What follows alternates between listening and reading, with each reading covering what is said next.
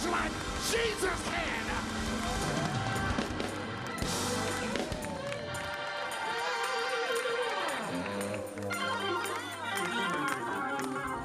Ladies and gentlemen, please welcome the Reverend Al Sharpton.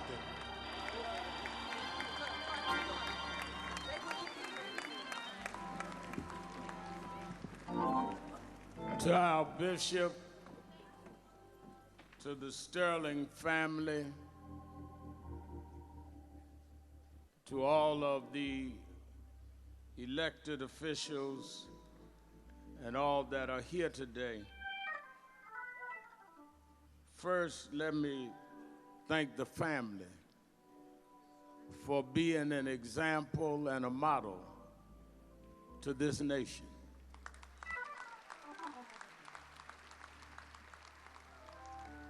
Despite the fact that a grave injustice has happened, you have held your heads high with great dignity and with an example of what this nation should be. But let us not beat around the bush. This is wrong. I don't care how saved you are, how holy you are. Wrong is wrong. And some of us are so busy trying to get past this that you can't get past it until you deal with it. Wrong must be corrected and the wrong must be held accountable.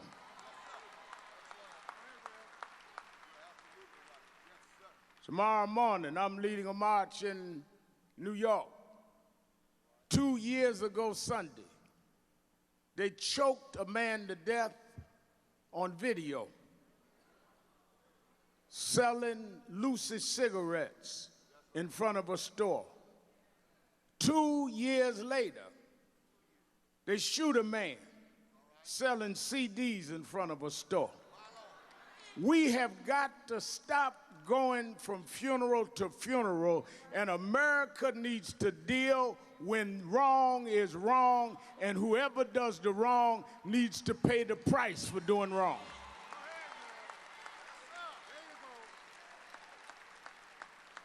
Well, Reverend, what do we do? You do with any other crime. A couple of days ago, President Obama had 33 of us at the White House. And we sat there and talked back and forward.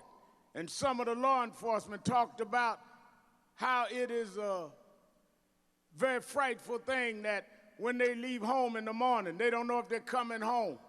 And they are right, and we should not have police live like that. But I said to them, let me show you where the difference is. The president's right, we are not as divided, but let me tell you where the division comes. The division comes when some are killed wrong and the killers are held accountable, and when others are killed wrong and you find ways to excuse it.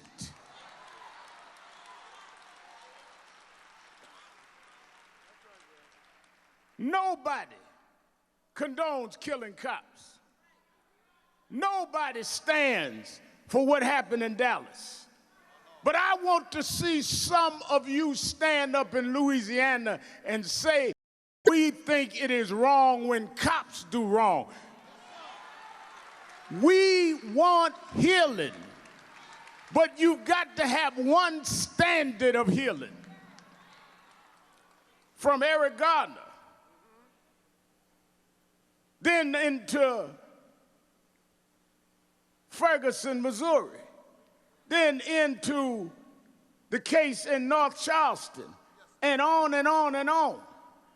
Are you trying to tell me out of all these cases, nobody was wrong? Come on now. It's not just young and old. Alton was 37 with 5 children. Eric Garner was a grandfather. Tamir Rice was 12 years old. Nobody was wrong. Come on. I don't care what any training or any calculus does, we will never stop this until law enforcement, who are mostly good, but until the bad ones know that they will go to jail like anybody else that commits a crime.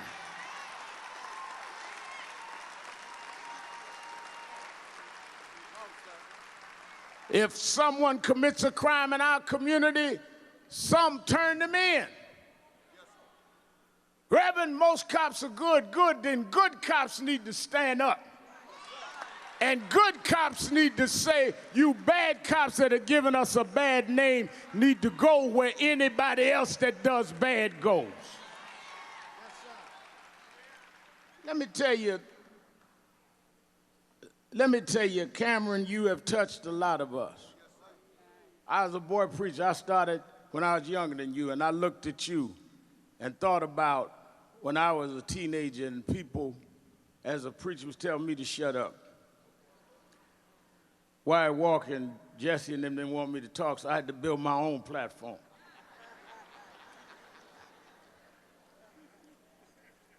In 1953, before I was born, there was a meeting and a preacher right here in Baton Rouge named Reverend T.J. Jemison.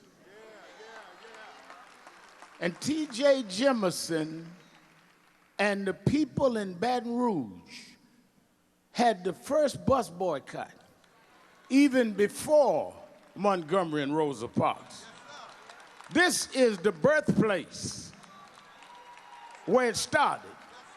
And this is the birthplace we come back to today. Yes.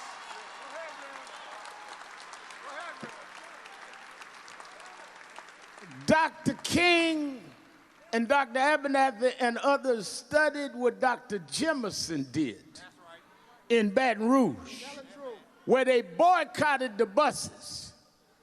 We need to now, and I see Bishop, some real fighters out here. Reverend Yearwood is here, and others are here. We need to have a summit in Baton Rouge and start a national boycott against those that are financing these laws that do not hold police accountable like everybody else. We need to stop financing those that hold us in contempt. You don't have to march about it. You don't have to debate about it. We can just keep our money in our pocket. We learn how to boycott in Baton Rouge, and we're going to meet in Baton Rouge, and the same companies that back these laws that are discriminatory from Gardner to Alton, we're going to come out and close them down by keeping our money in our pocket.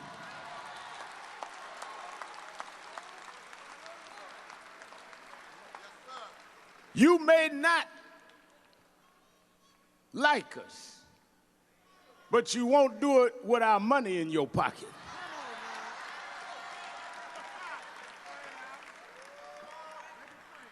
It's time to go back to withdrawing our dollars.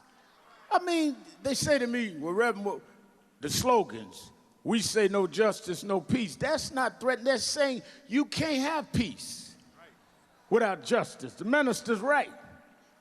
You can have quiet without justice, but you can't have peace without justice. Peace is when everybody knows that they will have the same results. Well, I don't like the Black Lives Matter slogan. Let me tell you, first of all, you don't understand what they're saying. Those three young ladies that started that phrase as we were coming out of Trayvon Martin, we're not trying to convince you we matter. We know we matter. We're not asking for you to affirm we matter. We know we matter. Your system treats us like we don't matter. So when we say we matter, we're telling you that your justice system must measure up to our mattering. That's why we march. That's why we block highways, because we matter, because Alton matter. We can stop this nation because we matter. We don't have no inferiority complex. We have an inferior judicial system that does not protect all of its citizens equally.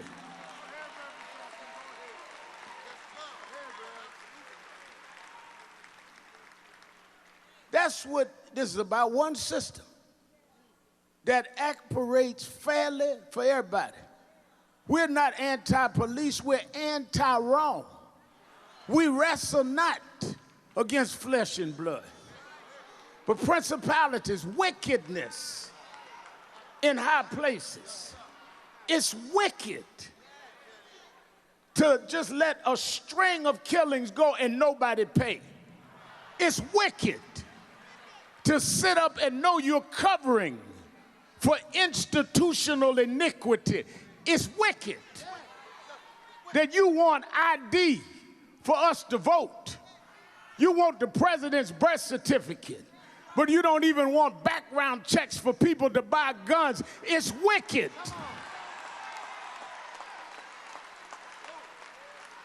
For you to tell people that are hurting to don't speak to their pain. It's wicked. When young folks, black and white, march down the road and you lock them up because one of their feet may hit the edge. But you can't lock up people that shoot people in the back in North Charleston on video. It's wicked.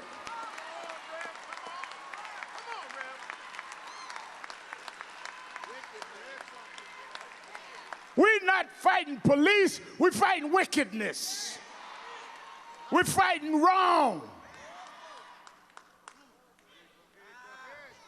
Shirley, the governor, said the other day at the White House to me how she fought against gun violence. She told me on my TV show Sunday about her sisters and her raised in Alton. This is a solid family. Y'all busy running around. I'm so glad the cousin said what he said, trying to find division. Trying to get a story. The story is that this man should not be here at his own funeral. Quit trying to mess with the family and mess with the injustice that we hear about.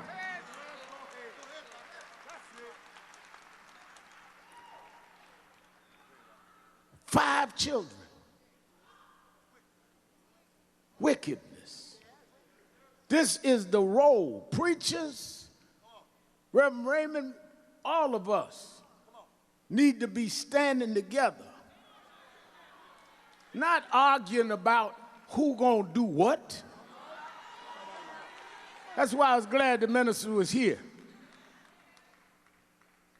Reverend Dixon and some of the Reverend Robertson said, Reverend Al, you should come. Some other preachers say you shouldn't. Y'all don't need to be arguing about who come. You need everybody to come.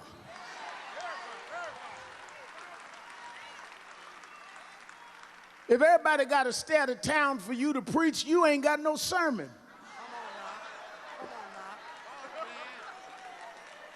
I don't care who come to New York. I'm going to do what I do anyway. This is not about who's on camera. This is about what the injustice is.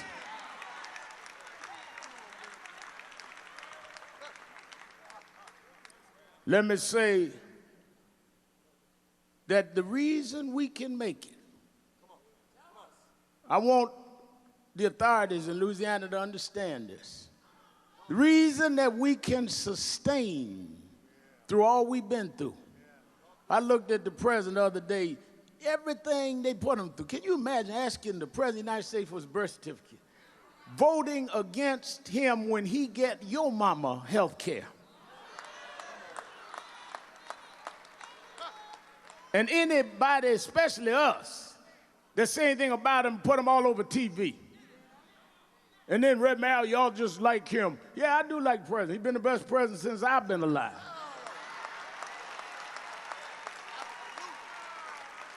Doesn't mean I have to agree with everything, but I know what we had. But can you imagine the insult it is that we've got to go through all of that and still endure it?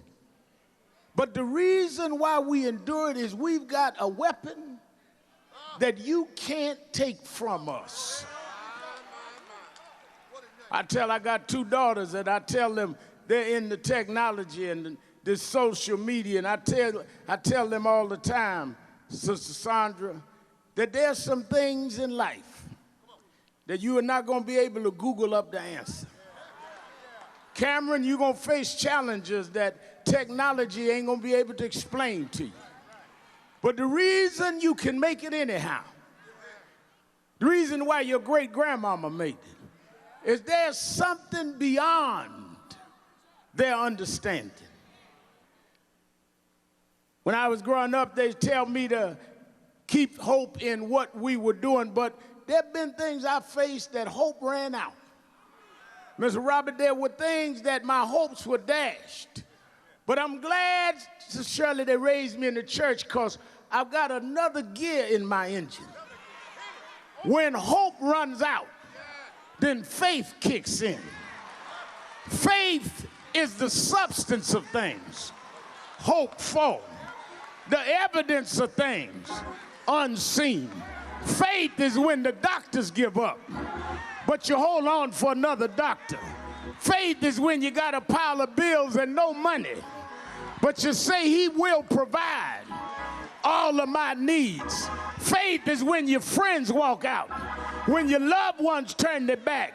But I don't believe he brought me this far to leave me now. We come this far by faith, leaning on the Lord, trusting in his holy word. He never